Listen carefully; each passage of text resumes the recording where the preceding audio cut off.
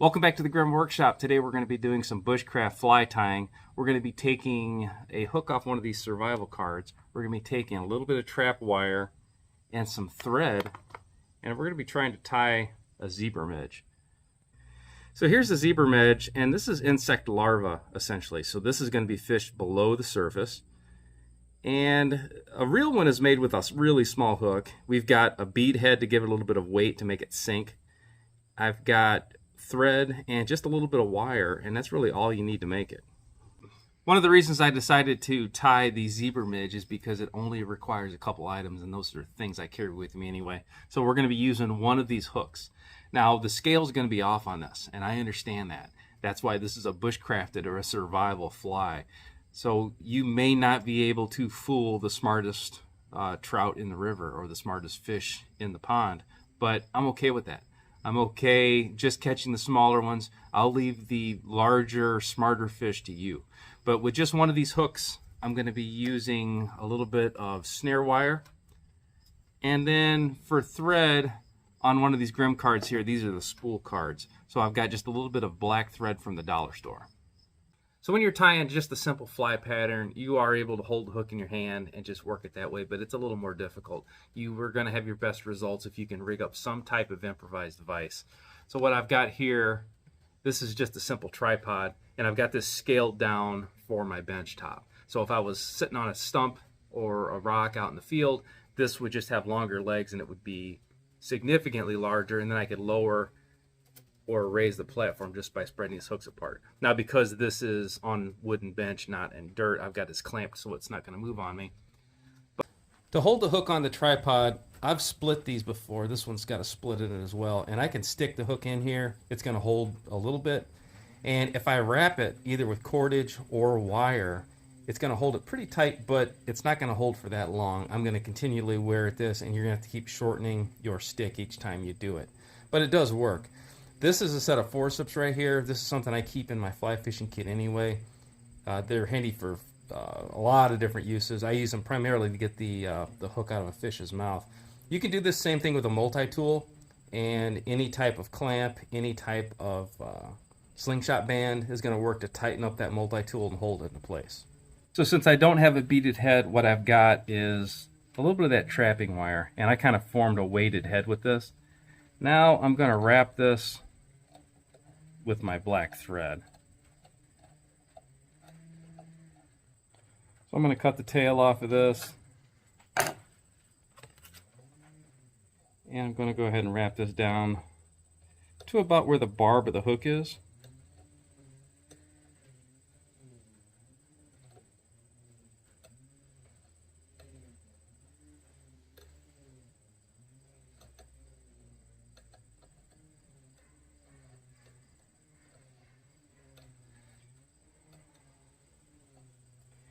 Now I'm going to wrap this up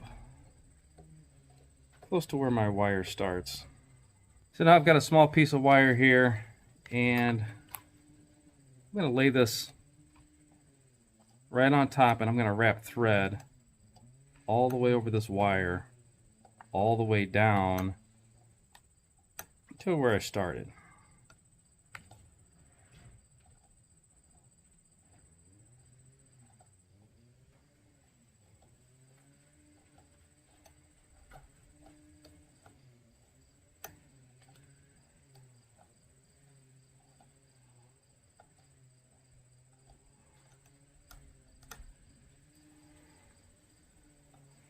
Okay, that one broke off. I'm just going to continually wrap it around.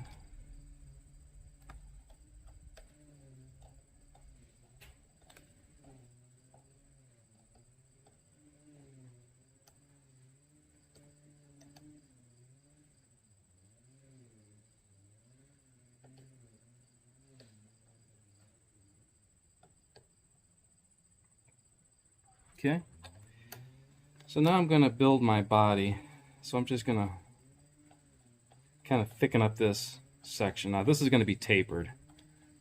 So we want the front half of this hook to be the largest, and then the tail tapers down as it goes. And I'm going to go ahead and go up and over that wire a couple times. That's just going to hold everything into place. All right, so now I'm going to take this trapping wire and I'm going to wrap this up the body in pretty tight spirals. And I'm not going to get a lot because it's kind of a bigger wire.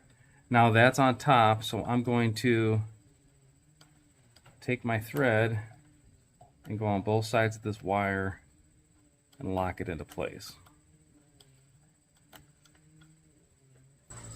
So now that I've got that secured, I'm going to come in here with my multi-tool, trim that down, and then I'm just going to flatten this a little bit.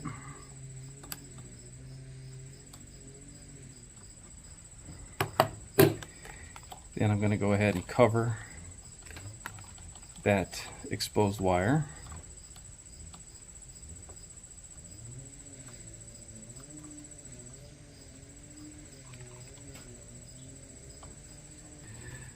So that's all done. So to keep it from unwinding, I'm just going to give this a little whip finish.